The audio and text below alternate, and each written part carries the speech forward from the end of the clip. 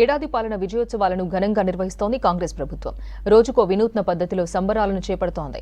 అభివృద్ధి, సంక్షేమ పథకాలు, ప్రజలకు ఇచ్చిన హామీల అమలు తీరుపై విస్తృతంగా ప్రచారం చేస్తోంది కాంగ్రెస్ సర్కార్. ఏడాది పాలన ప్రజా విజయోత్సవాలను ఈ నెల 9 వరకు విస్తృతంగా నిర్వహిస్తోంది ప్రభుత్వం. అమలు చేసిన హామీలను విస్తృతంగా ప్రజల్లోకి తీసుకెళ్లే ప్రయత్నం చేస్తోంది. బీఆర్ఎస్ 10 ఏళ్ల పాలన తీరును, తాము అధికారంలోకి వచ్చాక అమలు చేస్తున్న సంక్షేమ పథకాలను ప్రజలకు వివరిస్తున్నారు కాంగ్రెస్ నేతలు.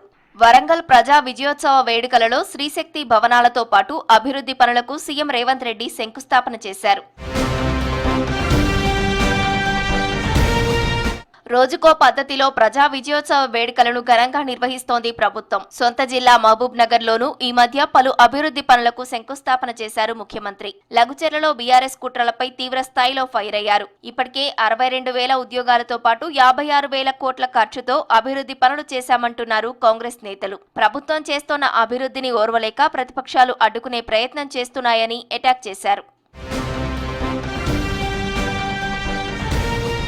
ప్రజాపాలన ముగింపు వేడుకలను ఈ నెల 9న ఘనంగా జరిపేందుకు సర్కార్ ప్లాన్ చేస్తోంది. తెలంగాణ తల్లి విగ్రహాన్ని ఈ నెల 9న సెక్రటేరియట్ లో ఏర్పాటు చేసేందుకు కసరత్తును చేస్తోంది. ఈ మధ్య విగ్రహం తయారీని పరిశీలించారు సీఎం రేవంత్ రెడ్డి. తెలంగాణ తల్లి ఆవిష్కరణ కార్యక్రమానికి రాహుల్ గాంధీ లేదా ప్రియాంక గాంధీ రానున్నట్లు తెలుస్తోంది. ఏడాదిలో రైతుల సంక్షేమం కోసం సర్కారు చేసిన కృషిని, మహిళలకు ఇచ్చిన హామీల అమలును, ఉద్యోగాల భర్తీని, 6 గ్యారంటీల అమలును ప్రజా విజయోత్సవాల్లో వివరిస్తున్నారు కాంగ్రెస్ నేతలు.